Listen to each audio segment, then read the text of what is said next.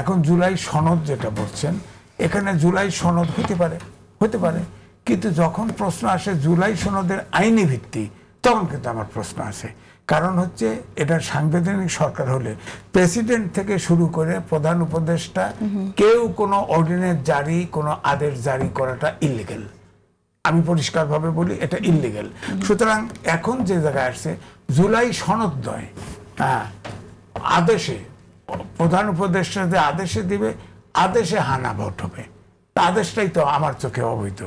নির্বাচনের আগে এখন যে গণভোট নিয়ে জুলাই সনদ বাস্তবায়নে যতটুকু জট লেগে আছে, আপনার কাছে কি মনে হয়? সরকার তো চাইছে যে দলগুলো বসে সমাধান করুক, কিন্তু এই দলগুলোই তো দীর্ঘ বেশ কিছু মাস ধরে আলোচনা করলেন, এবং তারপর আমরা নেতাদের মধ্যে আলোচনার পরে কোনো জুলাই সনদ বাস্তবায়নে অন্তত কোনো একটা ঐক্যমতে পৌঁছতে দেখলাম না। এখন আপনি কি মনে করেন যে এই অল্প সময়ের মধ্যে কোনো ঐক্যমতে? দেখেন, আমাকে অনেকে এই প্রসঙ্গে কথা বললে ভুল বোঝে, কিন্তু ফ্যাসিস্ট সরকারের শেষ 5 বছর থেকে শুরু করে আন্দোলনের 5 তারিখ পর্যন্ত আমি টকশোতে কিন্তু এই আন্দোলনের পক্ষে কথা বলেছি।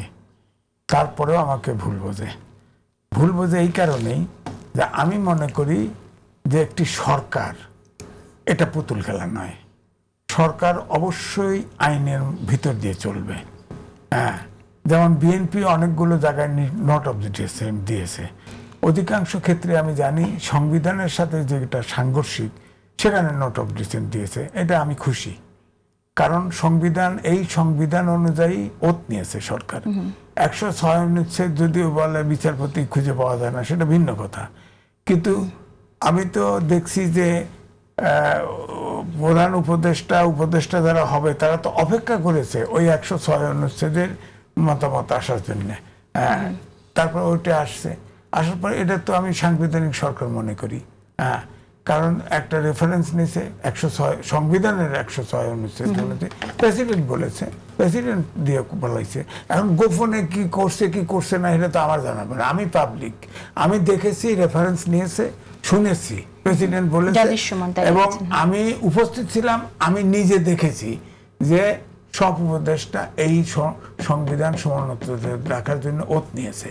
তো এই সংবিধানের যে সংস্কার, বিশেষ করে মৌলিক অনুচ্ছেদগুলোর যে সংস্কার করার ম্যান্ডেট এই সরকারের নাই আমি মনে করি, কারণ সংবিধান মানতে হবে। এখন জুলাই সনদ যেটা বলছেন, এখানে জুলাই সনদ হতে পারে, কিন্তু যখন প্রশ্ন আসে জুলাই সনদের আইনি ভিত্তি, তখন কিন্তু আমার প্রশ্ন আসে। কারণ হচ্ছে এটা সাংবিধানিক সরকার হলে প্রেসিডেন্ট থেকে শুরু করে প্রধান উপদেষ্টা কেউ কোনো অর্ডিন্যান্স জারি, কোনো আদেশ জারি করাটা ইল্লিগেল।